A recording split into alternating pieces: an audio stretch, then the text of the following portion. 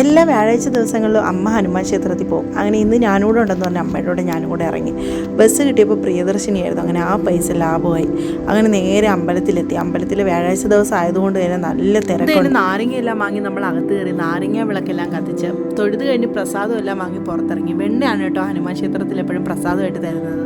അത് കഴിഞ്ഞ് ഇറങ്ങിയപ്പോഴുണ്ട് അവിടെ കഞ്ഞി കൊടുക്കുന്നത്. അങ്ങനെ നമ്മൾ കഞ്ഞി കുടിക്കാമെന്ന് പറഞ്ഞ് ക്യൂവിൽ നിന്ന് കഞ്ഞി മേടിച്ച് കുടിച്ചു. നമ്മൾ കുടിച്ചുകൊണ്ടിരുന്നപ്പോഴും അവിടെ നല്ല തിരക്കുണ്ടായിരുന്നു കേട്ടോ. അത് കഴിഞ്ഞ് അമ്മയ്ക്ക് ടാറ്റ ബൈ ബൈ പറഞ്ഞ് അമ്മ ജോലിക്കും പോയി. ഞാൻ തിരിച്ച് വീട്ടിലേക്കും. വീട്ടിൽ വന്നിട്ട് സ്റ്റുഡിയോയിൽ സെയിൽ സ്റ്റാർട്ട് ചെയ്യാമെന്ന് പറഞ്ഞ് മോനെയും വിളിച്ചുകൊണ്ട് സ്റ്റുഡിയോ വരെ ഒന്ന് പോയി.